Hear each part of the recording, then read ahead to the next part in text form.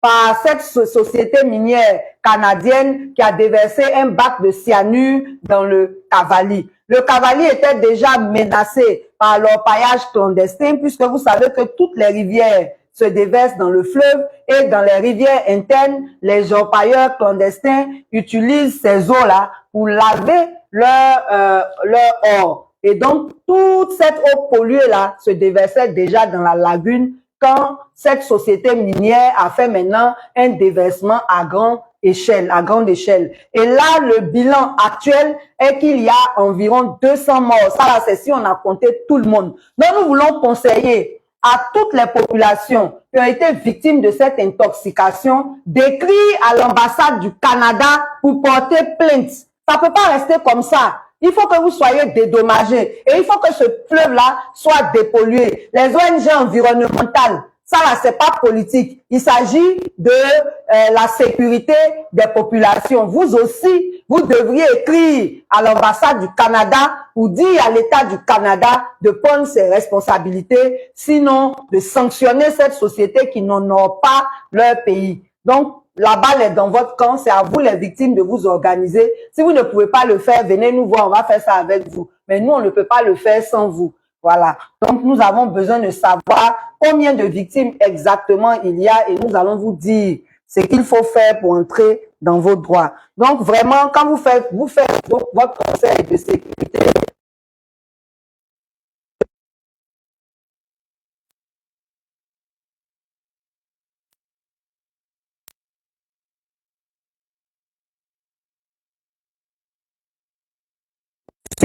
avec une dénonciation qu'on nous a fait sur l'excision à Dabakala.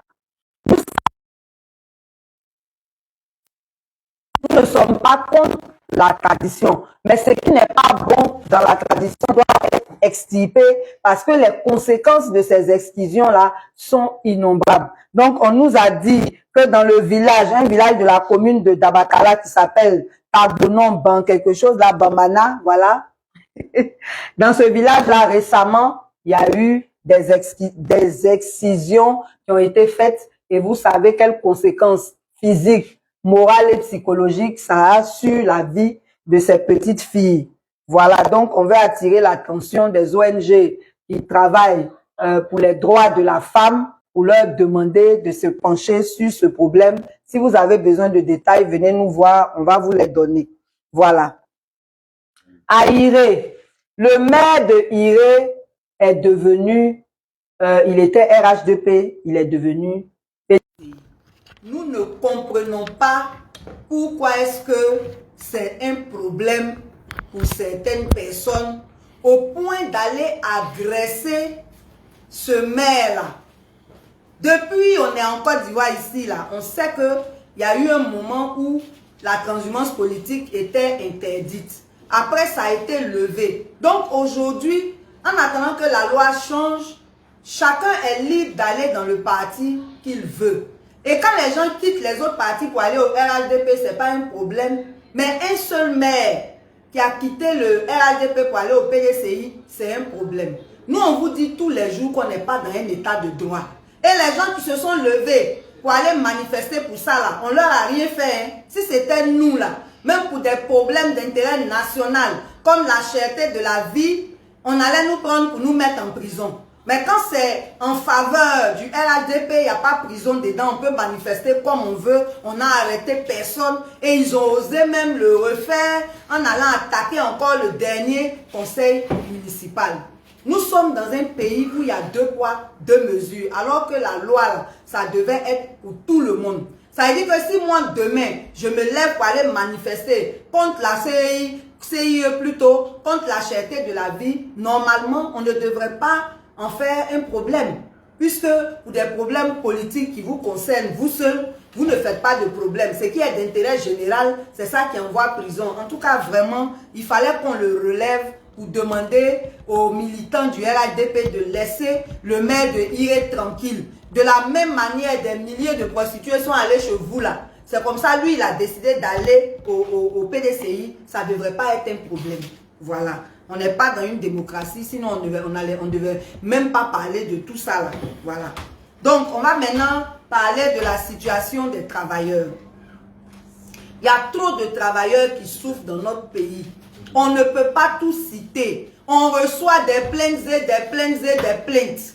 On va citer juste quelques cas aujourd'hui et après ça, on va recevoir un groupe qui a été victime d'expropriation depuis 2021. Ils ont accédé et puis on a arraché leur lot pour aller construire le lycée, ce qui n'est pas normal parce que normalement dans tous les plans de lotissement, il y a toujours une partie qui est réservée à la construction d'infrastructures, que ce soit des écoles, des hôpitaux ou des réserves administratives. En tout cas, c'est prévu. On ne comprend pas pourquoi il faut aller prendre des lots de privés pour aller construire un lycée. On va en parler tout à l'heure, on avait fait un focus dessus, mais il est bien que, encore une fois, on insiste et qu'une des victimes vienne vous parler de cette situation. Donc, je disais que les travailleurs sont maltraités dans notre pays. Sauf là, vous voyez rouler tous les jours. L'argent, tous les jours, là, ils ne payent pas leurs travailleurs. Selon le code du travail, on ne doit pas dépasser le 8 du mois pour payer les travailleurs du privé. Mais à la Sotra, quand c'est tôt, c'est le 15. Des fois même, ils vont jusqu'au 25 juillet. Je dis juillet encore. Au 25 du mois. Sinon, ce mois-ci, là, ils ont payé hier le 15 juillet. Donc, vraiment, c'est un problème. À Fraternité Matin, même chose.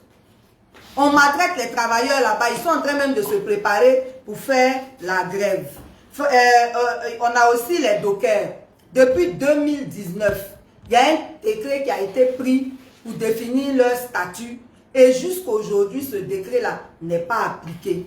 On va prendre le temps d'entrer dans les détails de ce problème-là. Je vous annonce ça seulement pour le moment. Et ils sont soumis à des taxes exorbitantes. C'est une société qui s'appelle Sympa qui les gère. En tout cas, vraiment, les dockers souffrent et ce n'est pas normal.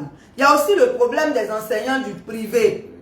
Les examens sont finis là. Leurs problèmes vont commencer. Il y a des établissements même là. Dès qu'on arrête les notes, on ne paye plus les professeurs. Donc les vacances là, c'est un calvaire pour les enseignants du privé. En tout cas, la majorité. Il y a des écoles privées qui sont correctes, qui payent même les enseignants pendant les vacances, mais on les compte du bout des doigts. Ils cherchent même leur nom même pour venir faire leur publicité. Mais la majorité des établissements privés maltraitent les enseignants pendant les vacances. Pendant l'année scolaire même là, il y a certains même pour donner leur petit salaire là, c'est pas là. Maintenant, en vacances même encore, on ne donne rien. Donc vraiment, yako. Et ce n'est pas seulement les enseignants, hein, c'est aussi le personnel des établissements privés. Voilà. Donc vraiment, on voudrait souligner ça. Maintenant, le pire des cas qu'on veut signaler, parce que nous, on est là pour dire la vérité.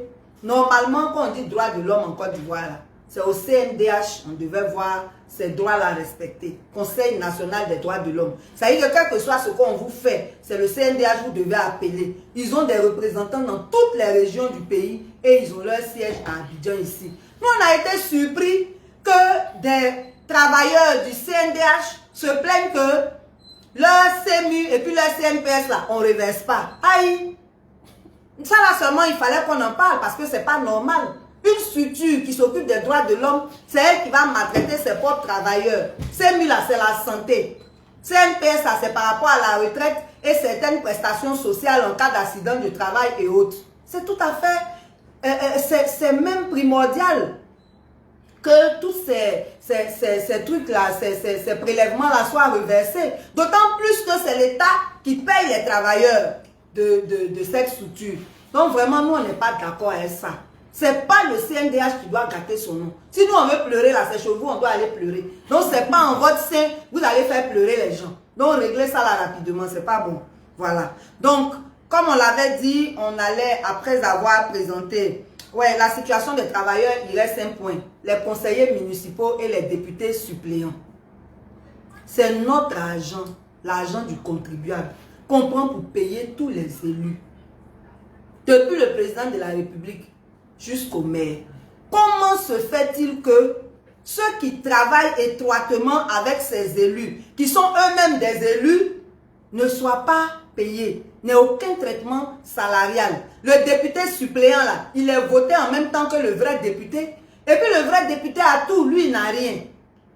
Les élus municipaux là, ils se font voter avec des listes. Et c'est quand la liste est élue qu'ils se réunissent après pour choisir le maire. Donc, ils sont tous des élus. Celui qui est conseiller municipal, là, il aurait pu être maire. Donc, pourquoi le maire est payé et puis le conseiller municipal n'est pas payé? Il n'a même pas d'indemnité. En tout cas, ça là, il faut régler cette injustice. Ce n'est pas normal. Ce n'est pas normal. Souvent, même les députés là, c'est Assalé qui travaille, hein, les autres là, c'est le suppléant là qui fait tout. Et puis lui, il n'a rien. Pourquoi? C'est le suppléant là même qui est sur le terrain. Souvent, ils sont assis à Abidjan ici. Quand il n'y a pas d'élection là, ils ne vont pas sur le terrain. C'est le suppléant là qui fait tout. Et puis lui, il n'a rien. En tout cas, on veut dénoncer ça. Ce n'est pas normal. Il faut que ça se règle. Mettez-vous en collectif, les suppléants là.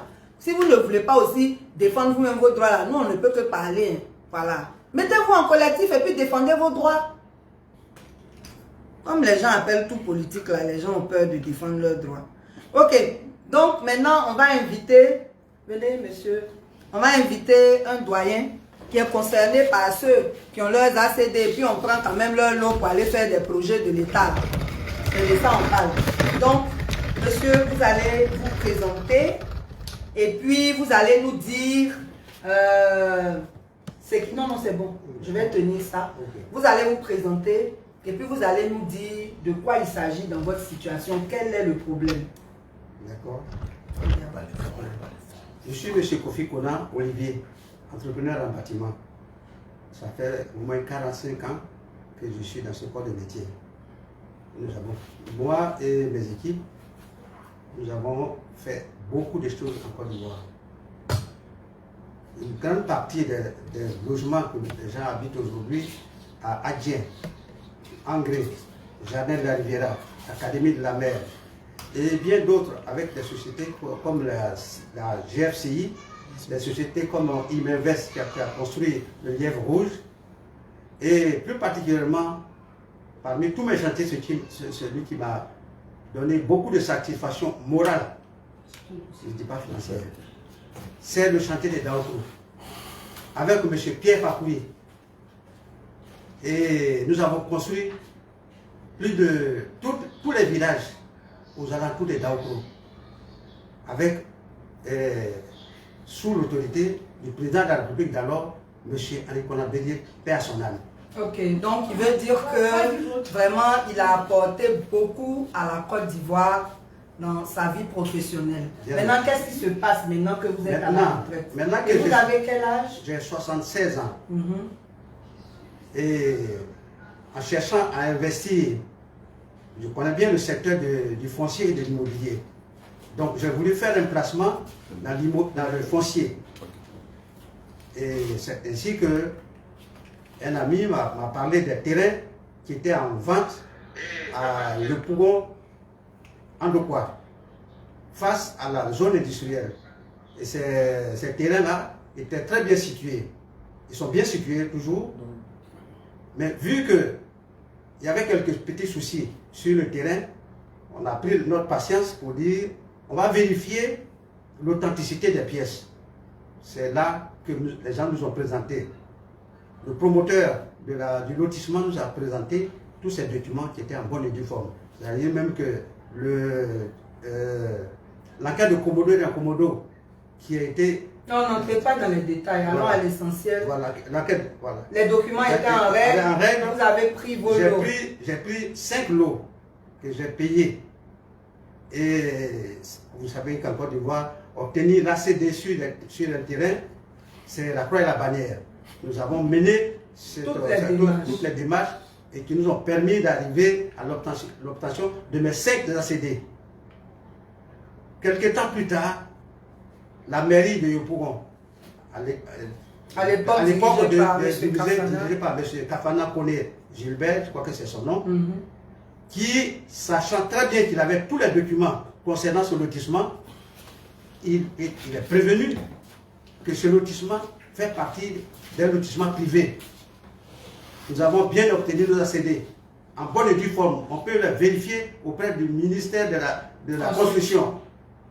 Il n'y a pas de margouillis pour obtenir des ACD. Et l'État de Côte d'Ivoire nous a réconforté un moment en disant que, en parlant de la sécurisation des ACD, ceci nous a vraiment amené la joie au cœur. Quelques temps plus tard, on dit consolidation des ACD. J'ai dit, mais ça, c'est une très bonne chose. Mais sécurisation, consolidation et tout ça, je ne sais pas à quoi ça peut aboutir devant un maire qui refuse d'entendre raison. Sachant en 2021, il s'est approprié nos terrains, nos lots sur la parcelle Anglo-Keba-Jacques. Ils ont fait même une pause de première pierre, tout tambour dehors, pour dire que c'est le lycée d'excellence Maria tout connaît quelque chose comme ça. Et c'est en construction. Et c'est en construction. Nous avons des preuves de tout ça. Nous avons fait des photos. Dernièrement, j'ai envoyé un photographe professionnel aller faire une photo de vue aérienne avec son drone. Tout est là. Tous les documents, demain, je peux me présenter devant n'importe quelle juridiction pour présenter tous ces documents. Et donc, vous êtes allé à la justice? Je suis allé à la justice avec mon collègue, mon ami, qui m'a décrit l'opération. C'est une opération coûteuse d'aller au tribunal. Il faut payer les avocats. Mais depuis un an que nous sommes au tribunal, nous partons de report en report. Et la mairie envoie des arguments. C'est au plateau ou bien à Yopougon? Le tribunal, c'est à Yopougon. Ok. Et la mairie envoie des argumentaires fallacieux. Tantôt, il dit que non, c'est pas eux. Tantôt, ils disent non. C'est pas eux comment? Qui est en train de construire là-bas? Non, ils disent que c'est pas eux. Alors, ils disent que c'est le ministère de la Santé. Après, le ministère de la Santé. École, la ministère de la Santé. Et puis maintenant, ils viennent comme un malheur. Quand tu es un voleur, toujours le malheur te poursuit. Ils viennent mettre un panneau de chantier où ils ont bien mis ministère, mairie de Yopougon. Ah, c'est le panneau là qui compte. Pour le compte du ministère de l'Éducation nationale. Voilà, c'est ça que la. Alors nous avons fait aussi la photo de tout ça. Oui. Joint, versé au dossier. Nous avons des documents qui prouvent tout cela. Et ils font la diversion en ce moment. À chaque audience, on dit report pour ceci ou cela. La dernière trouvaille, oui, c'est nommer un expert géomètre agréé pour dire exactement si le terrain dont nous revendiquons les droits là-dessus nous appartiennent réellement et que si ça est dans notre zone. Mais la mairie, qui a tous les documents pour savoir, pour identifier le terrain, comment se fait-il que c'est cette même mairie qui va demander une expertise? Et alors, qui paye l'expertise? L'expertise, c'est le plaignant. C'est-à-dire moi et mon ami en question. Je peux citer son nom. Ça coûte combien l'expertise, ça va nous coûter au moins 3 ou 4 millions. Par terrain, par lot? Non, dans l'ensemble. Globalement. Voilà, dans l'ensemble. D'accord. Donc, qu'est-ce que vous pouvez lancer comme appel? L'appel que je lance aujourd'hui, c'est que sur les 201 lots du projet, il y a 51 lots clômants, 51 lots qui sont impactés. Et au dire du premier adjoint au maire de Yopougon que nous avons rencontré dernièrement avec Madame Soumaré, ce dernier nous a laissé entendre que l'ensemble des 201 lots seront occupés par la mairie. Parce qu'ils ont prévu de faire autre chose sur le terrain. En plus du lycée, ils veulent occuper le reste du terrain pour faire je ne sais quoi, parc automobile de l'État, et qu'ils ont obtenu 15 milliards de la Banque mondiale. Donc ceux qui sont auxquels appartiennent les 201 lots, qui ne pensent pas que c'est seulement le problème des 51 lots. Non, voilà c'est tout le monde qui est concerné. Donc il serait bien que tout le monde se mette ensemble pour lutter. Je lance un appel à cet instant, que tous ceux qui sont dans le lotissement Ando-Keba-Jacques se manifestent, viennent sur notre plateforme qui est dans le numéro 07 77 52 18 51. On répète. Je répète, 07 77 52 18 51. S'ils veulent intégrer Voilà, notre s'ils plateforme. veulent intégrer notre plateforme et afin qu'on puisse mener ce combat-là ensemble. Parce que ce n'est pas le combat d'une seule personne. Ok. Ah, oui. Et puis, ce qui me préoccupe le plus, c'est que nous avons dépensé toutes nos économies pour l'acquisition de ces lots. Et qu'au moment où je devais en jouir, faire une réalisation pour mes vieux jours, je me retrouve confronté à ces problèmes-là. Un vieux jour là déjà. Vieux jour là déjà commencé. Parce qu'à 76 ans, eh bien, vous dites-moi, si c'est pas, même si on te donne un travail de bureau, tu ne pourras pas le faire parce qu'il y a des moments où il faut se lever tôt, il y a des moments où il faut finir tard. C'est pénible pour nous. C'est pénible pour tous ceux qui sont là-bas parce que nous sommes tous d'un certain âge. Ceux qui ont 40 ans, 45 ans ne sont pas nombreux. Mais la plupart de ceux qui ont des terrains là-bas sont âgés. Certains sont à 65 ans, 70 ans, 61 ans. Et moi, bon, peut-être que je n'ai pas encore rencontré tout le monde, mais je suis à 76 ans aujourd'hui. Donc ça veut dire que je ne suis pas trop loin des 80 ans. C'est ça, c'est ça. Alors moi, ce que je peux dire, les autorités de ce pays, particulièrement celui qui coiffe tout le monde, qui doit veiller à la sécurité des biens et des personnes. Je lance un appel vers le chef de l'État pour qu'il mène une enquête et découvrir la vérité, pour que ces collaborateurs qui font de ces choses en arrachant le pain de la bouche des pauvres, nous n'avons pas grand chose. Nous sommes pauvres. Nous réunissons nos petites économies pour investir dans des projets qui peuvent nous donner à manger demain. Et vous, avec vos milliards, vous venez nous arracher. Dans un pays de droit, ça ne peut pas se faire. Nous sommes confiés à la justice, mais ça traîne, madame. Ça traîne parce que de report en report, les travaux s'accélèrent sur le site. Oui, normalement, on ne devait pas faire de travaux dessus. On devait... À partir du moment où vous êtes en justice. Mais rien n'est normal dans ce pays-là. Donc, franchement, voilà. Et tout est bloqué. Tout est bloqué de notre côté. C'est-à-dire que du côté des plaignants et du côté de la justice. Parce que c'est ce qui fait que des fois, on fait des argumentaires comme quoi tout le monde est ceci, tout le monde est cela. Non, parce que dans une procédure judiciaire où on ne fait que réclamer des preuves aux plaignants, alors que l'autre partie est tranquille, l'autre partie il envoie des documents prouvant qu'ils sont propriétaires. Ça n'a rien à voir avec l'opération, ça n'a rien à voir avec le site. Tout ce qu'ils avancent, que non, c'est une propriété de l'État. Mais nous, on a apporté les preuves que l'État de Côte d'Ivoire, par le ministère de la Construction, a vendu ces terrains. C'est ça. A approuvé le lotissement et a délevé les ACD que nous brandissons tous les jours. Personne ne veut nous entendre. C'est pour cela que vous utilisez tous les moyens, les médias aussi, pour nous faire entendre. Bien sûr. Voilà.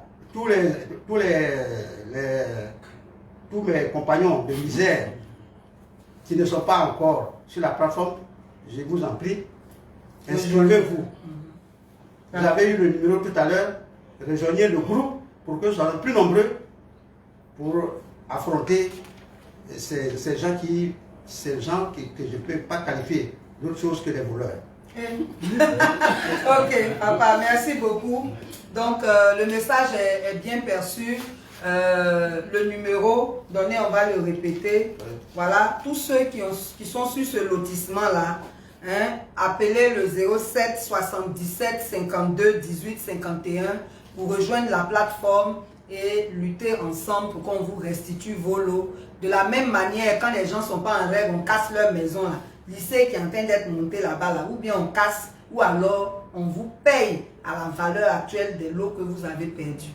Donc vraiment, voilà le cri de cœur de tous ces acquéreurs-là au président de la République pour régler tout ça. Parce qu'il n'y a pas de coordination dans le travail des structures étatiques. Une mairie, pour faire un tel travail, devait d'abord consulter la construction pour s'assurer que le terrain appartiendrait réellement à l'État. Quand la Constitution confirme, il peut faire ce qu'il veut. C'est la même chose le district fait. Ils sont en casser maison des gens qui ont accédé. Au lieu de demander à la Constitution, je vais aller casser ici, oh, quel est l'État là-bas? C'est la moindre des choses, mais bon, franchement, quand la sauvagerie devient un mode de gouvernement, c'est vraiment compliqué, hein? C'est trop compliqué. Voilà, c'est pour ça que nous, on parle tous les jours là.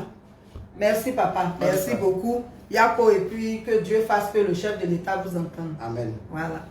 Ok, on va poursuivre avec les mêmes histoires de terre. Vous savez qu'il y a une nouvelle attestation de droit d'usage coutumier qui a été créée depuis cette année 2024 et qui est en vigueur depuis le 1er juillet pour remplacer l'ancienne attestation villageoise.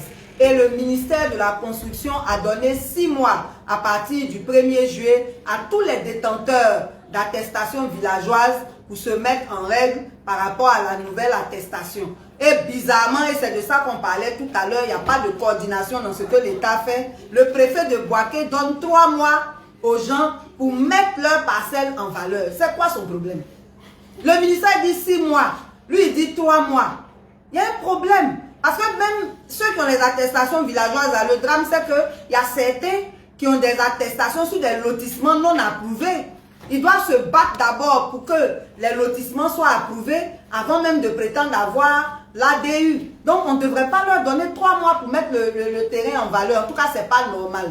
Ministère de la Construction, on vous prie de donner une note de service à tous les préfets et sous-préfets pour bien les informer sur la situation, pour ne pas qu'il y ait des dérives sur le terrain. C'est l'occasion de dire à ceux qui ont des attestations, les anciennes attestations villageoises, de prendre leurs dispositions pour avoir leur ADU. Et ceux qui sont sur des lotissements qui ne sont pas encore approuvés, c'est l'occasion d'aller vers vos promoteurs pour leur demander d'accélérer la procédure d'approbation afin que vous ne soyez pas lésés. Voilà.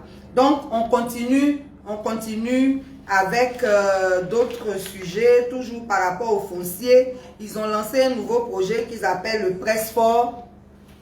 Déjà, il y avait eu le PAMOFOR. C'était un projet pilote pour pouvoir aider de la FOR pour avoir tous les détails, pour mieux vous informer. Mais ce que vous devez savoir, c'est qu'il y a 3322 villages qui sont visés pour 500 000 certificats fonciers et 5 millions d'hectares à sécuriser.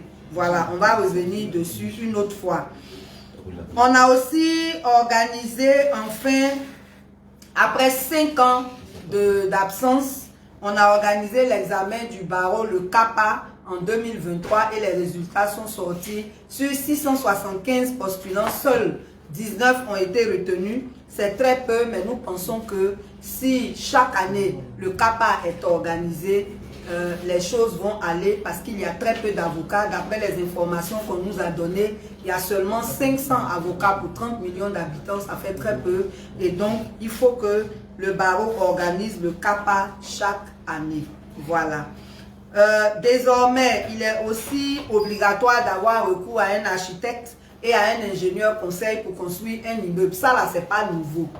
Les gens insistent dessus parce qu'il y a eu des effondrements et c'est parce que aussi le contrôle n'est pas effectif par le ministère que les gens se permettent de construire des immeubles sans architecte et sans ingénieur conseil. On espère que le ministère lui-même va veiller à l'application de cette mesure en collaboration avec les mairies, les services techniques des mairies. Voilà. On reçoit aussi beaucoup de plaintes d'ingérence des autorités préfectorales et des politiques dans la succession des chefs de village. On va parler dans le détail de cela la prochaine fois parce qu'aujourd'hui nous avons encore un second invité et nous ne voudrions pas être trop longs. Donc il y a des sujets dont on va parler la prochaine fois. Voilà. Nous invitons ici M. Tia Marcel, qui est le président du Conseil national des syndicats agricoles.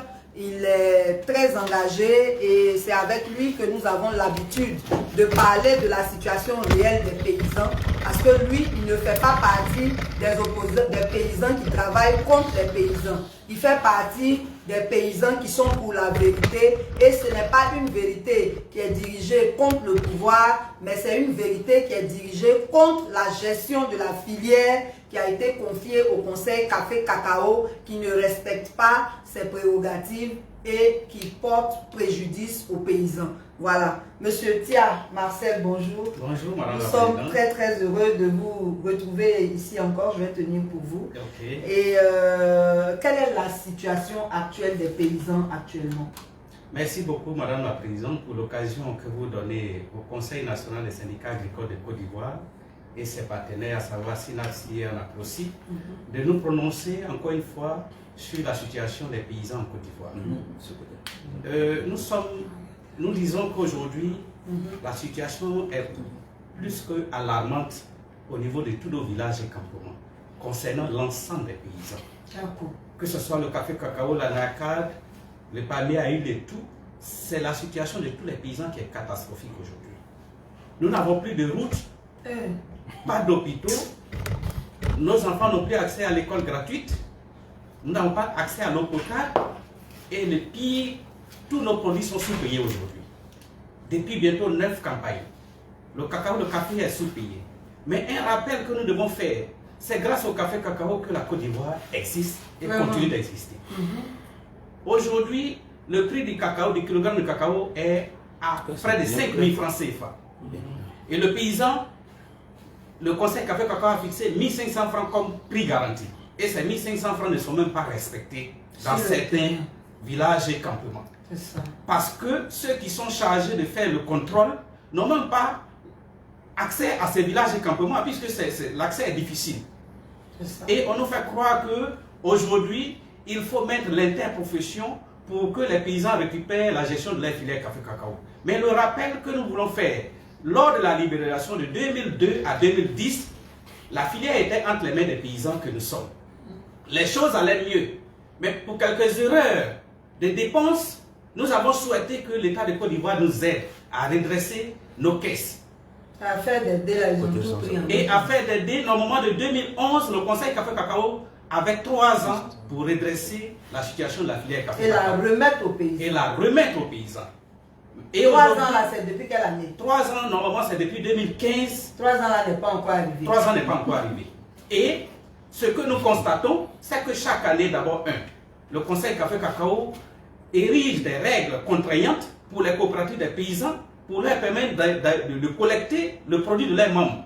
Alors que nous sommes agréés d'abord par la justice ivoirienne et logiquement ce code qui nous permet de travailler devrait être donné de façon unique.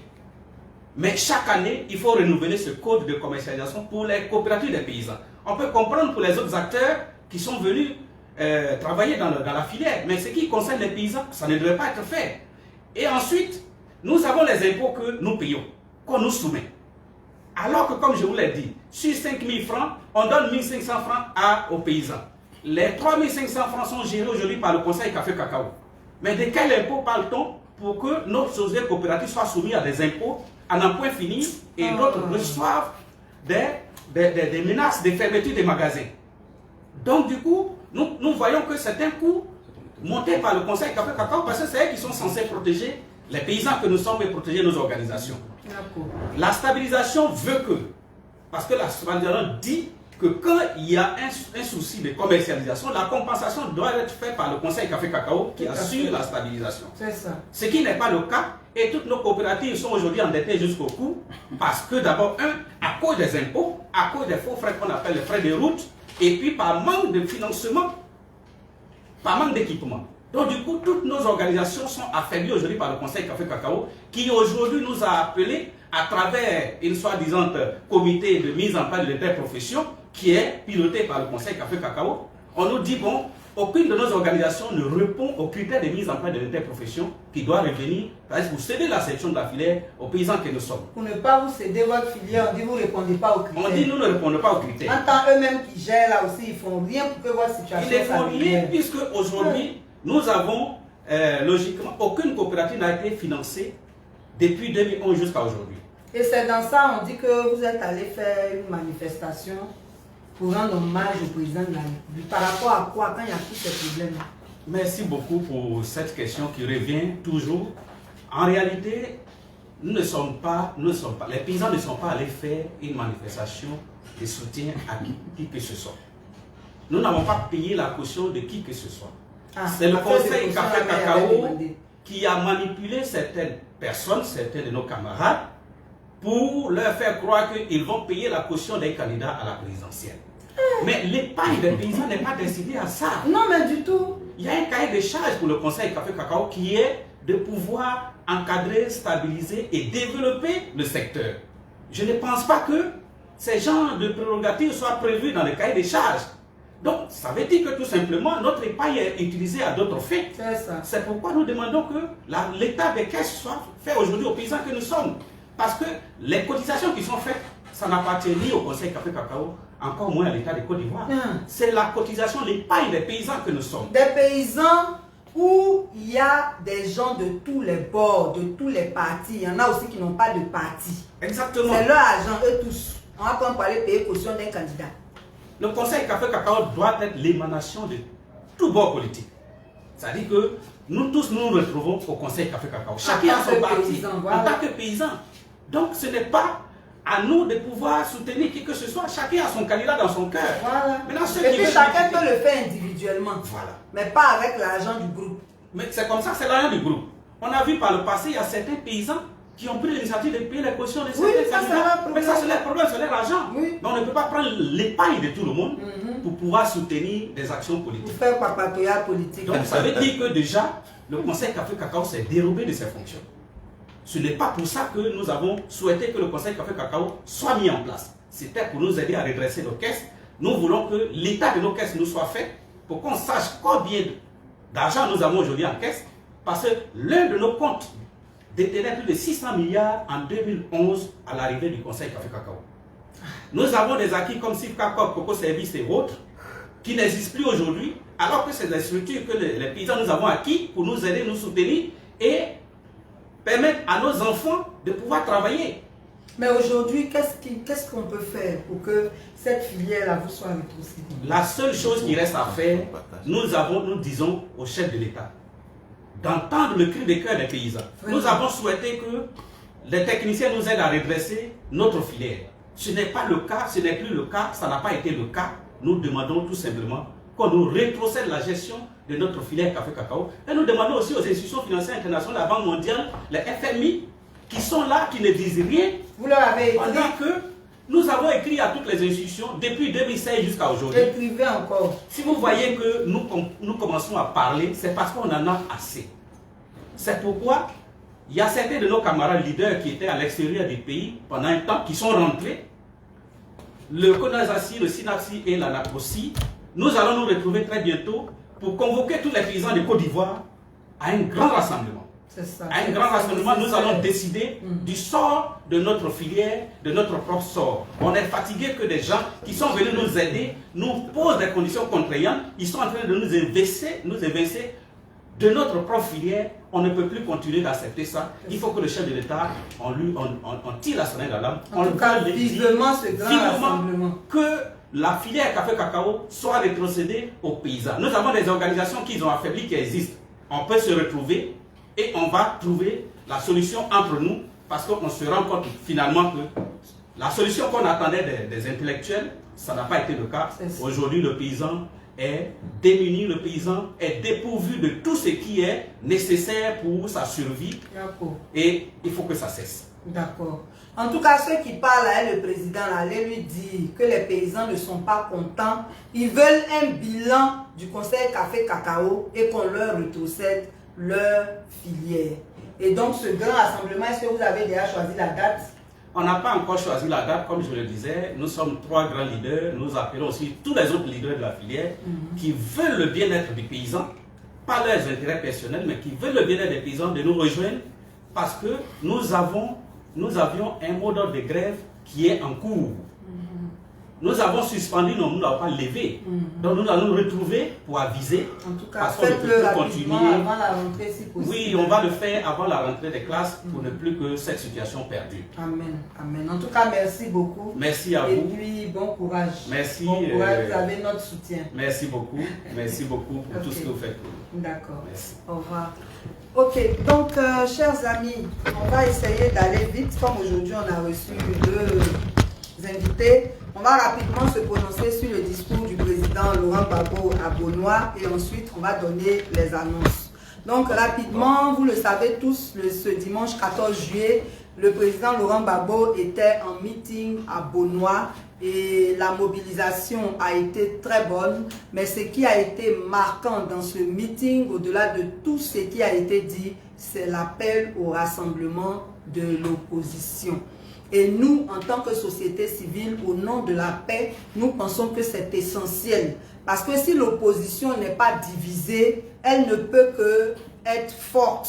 Et si l'opposition est forte, elle sera en position de force pour exiger qu'il y ait des réformes dans le système électoral afin qu'il y ait des élections transparentes. Nous voulons des élections transparentes parce que nous ne voulons pas que le vote du peuple soit volé. Nous, c'est ça notre problème. Nous, en tant que société civile, on a 2 soucis. La paix dans les élections, parce que quand il n'y a pas la paix, c'est nous qui mourrons. Vous qui créez la guerre, là, vous savez où vous cachez. Ensuite, le vote que nous faisons là, et c'est ça qui fait que le taux d'abstention va en grandissant. Les gens n'ont plus confiance au processus électoral, ils ne votent plus. Nous voulons demander aux gens d'acquérir leur pièce d'identité. Il ne faut pas attendre la gratuité. Gratuité là, on veut ça, nous tous. Il y a longtemps, on demande, mais ils ne veulent pas. Mais en douce, ils payent les cartes d'identité des gens. Donc, allez payer vos cartes d'identité. C'est important pour votre vie civile. Payez vos cartes d'identité. Faites-vous enrôler. Et on va se donner rendez-vous le jour du vote. C'est très, très, très important. Mais pour ne pas qu'on vole notre vote, pour ne pas qu'on vole notre choix, parce qu'en 2025, il y aura 2 élections. Il y aura la présidentielle et puis il y aura les législatives. Pour ne pas qu'on vote, on vole notre vote, nous devons espérer que le processus soit crédible, que la CEI même soit crédible, le Conseil constitutionnel soit crédible. Or, si l'opposition est unie, ils vont lutter pour que les élections soient transparentes. Et si les élections sont transparentes, nous, en tant que peuple, en tant que citoyens, en tant que société civile, ça nous arrange, ça nous met en confiance pour aller aux élections, pour aller voter aux élections. Donc vraiment, c'est une très bonne chose. Nous espérons qu'au-delà de cet appel, les stratégies seront mises en place pour que ce rassemblement de l'opposition soit effectif au nom de la Côte d'Ivoire. Quand vous êtes divisés là, c'est à nous, vous faites du mal.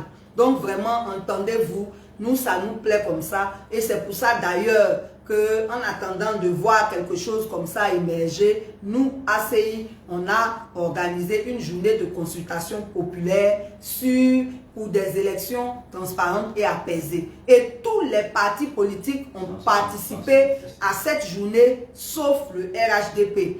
Tous les partis politiques ont participé, une centaine d'organisations de la société civile étaient là. Ce jeudi 18 juillet, nous allons faire une conférence de presse pour livrer le contenu de la synthèse avant de la transmettre au président de la République. C'est lui qui a le dernier mot. Si c'est vraiment un homme de paix, comme le disent ses partisans, il devrait écouter ces propositions-là, conduire un dialogue politique dessus afin que tous les Ivoiriens se retrouvent autour de la Côte d'Ivoire pour avancer dans la paix. Voilà. Et c'est pour cela d'ailleurs que nous allons faire une tournée à partir du 27 juillet. On va aller dans tout le pays, on va faire plusieurs équipes pour aller parler au peuple, pour leur dire de revenir dans les votes, de ne pas regarder les autres choisir pour eux. Il faut que nous tous on aille voter. C'est parce que vous restez à la maison qu'on vote les gens que vous ne voulez pas. Venez dire qui vous voulez. Si chacun vient dire qui il veut, vous allez voir que le choix du peuple va triompher et nous serons tous heureux parce que nous aurons des dirigeants qui nous aiment et qui travaillent pour nous. Pas des gens qui viennent nous mentir, nous faire des promesses et après faire le contraire. C'est très très important. Il faut qu'on sorte de cette façon sauvage de faire la politique, dans les mensonges, dans la violence. C'est pas bon. Il faut qu'on sorte de là. Donc, nous, on est là pour vous éveiller, pour vous conseiller, pour vous instruire, pour vous guider, afin qu'on arrive à cela. Voilà. Prochaine élection 2025, la personne ne va mourir pour un politicien. C'est pas bon. D'accord. Donc, par rapport à cette tournée, nous avons besoin d'aide. On vous a déjà dit. Téléphone même pour travailler là, c'est un problème. J'ai un seul téléphone actuellement qui marche et il est surexploité. Le jour où il tombe là, il n'y aura plus de direct. Donc ceux qui aiment nos directs là, on ne vous demande même pas l'argent. Payez le téléphone là et puis envoyez. On va utiliser. Nous, on est nombreux à travailler et on n'a pas tout le matériel qu'il faut. On a dit aussi qu'on avait besoin de véhicules. Parce que quand on fait les tournées là, on loue les véhicules, c'est coûteux. Celui qui a une vieille voiture qui marche encore, il peut nous l'envoyer. Celui qui pense aussi qu'il peut nous acheter une nouvelle voiture pour qu'on travaille bien, tout ça c'est bon. Mais vraiment, aidez-nous à faire cette tournée-là. Ce n'est pas facile et c'est dans l'intérêt de notre pays que nous voulons le faire. Donc ceux qui apprécient ce qu'on fait, qui ne peuvent pas être avec nous, donnez vos 5 francs, vos 10 francs, ça va devenir beaucoup. Nous, on va prendre pour travailler. On a vraiment besoin d'aide. Voilà. Donc, on remercie tous ceux qui nous aident, tous ceux qui nous soutiennent. Que Dieu vous bénisse, que Dieu bénisse vos enfants, que Dieu bénisse vos projets pour que vous puissiez continuer à nous aider, à aider la Côte d'Ivoire. Un seul numéro pour faire les dons, le 05 46 78 55 19, c'est un numéro WhatsApp. Si vous contactez la personne, vous aurez toutes les autres informations que vous souhaitez. Son Orange Money et son Wave, c'est le 07 47 45 11 45. Voilà. Nous voulons vraiment dire merci. On a eu beaucoup d'adhésions cette semaine. Continuez de venir. Plus nous serons nombreux, plus nous serons forts. Et nous vous donnons rendez-vous pour mardi prochain. Que Dieu bénisse votre semaine et à mardi prochain. Nous venons ensemble d'écouter ici Pulchering Ballet dans sa sortie. Sur les mardis de Pulchering Ballet, aujourd'hui je ne l'ai pas raté et je vous ai partagé une grande partie de la vidéo. Il y a des parties qui m'ont intéressé, surtout la présumée mort du prophète Eli Padar. Le fait que Pulchering Ballet puisse d'abord contredire cela me satisfait et me réjouit. Et par la même occasion, ça me permet de lancer un clin d'œil à Steve Biko, qui aujourd'hui est en train de souffrir entre les mains d'Alassane Ouattara. Il n'est pas le seul. Il y a Eli Padar, mais il y a aussi le prophète Jérémie. Et plein d'autres personnes. Le président Laurent Gbagbo, lors de son dernière allocution à Benoît, l'a clairement dit, aujourd'hui des personnes disparaissent à Abidjan. Des femmes comme des hommes, des vieux comme des jeunes. Sans distinction. On pense souvent que c'est l'amusement, mais non. Ce sont des hommes en tenue, les hommes de l'autorité ivoirienne qui le font. Sans aucune honte, sans aucune gêne. Aujourd'hui, ils font en ce que les gens vivent comme s'ils étaient, je ne sais pas quoi, en Colombie, en 1960. C'est compliqué d'admettre ça. Ce n'est pas possible de continuer à vivre comme ça. Il faut faire quelque chose. Mais il y a aussi la pollution des eaux qui m'a intéressé. Car cette société canadienne dont parle Pulchering Ballet ne peut pas se permettre de venir dans le pays d'autrui, polluer les eaux au point d'avoir des morts, au point d'avoir des personnes victimes et ne rien faire. Heureusement qu'elle est là. Heureusement que la société civile est là. Heureusement que cette femme brave est là pour dénoncer, pour éveiller des consciences et pour vous appeler, vous dire non. Ne restez pas tranquille. Dénoncez via l'ambassade. Pour que les autorités canadiennes puissent savoir ce que leur corps diplomatique fait dans le fond, leur corps diplomatique fait dans le pays d'autrui. Vous ne pouvez pas croiser vos bras et faire comme si de rien n'était. Restez là à subir. Est-ce que ce genre de choses peut se passer au Canada sans qu'il n'y ait pas de décision forte à l'encontre de la société qui a pu même seulement imaginer de faire ce genre de choses? Alors il faut que vous dénonciez pour chercher vos droits. La team aussi, je voulais ajouter les taux de suicide. Je n'ai pas beaucoup parlé. Alors le président Gbagbo a parlé de ça aussi. Les taux de suicide. Ce monsieur qui a garé sa voiture au pont de Gaulle à Abidjan et qui s'est vu en train de sauter dans la mer, dans l'eau pour tomber sous le pont. Tous ceux-ci font ça pourquoi? L'excès de suicide aujourd'hui en Côte d'Ivoire, soit Alassane Ouattara, c'est pourquoi?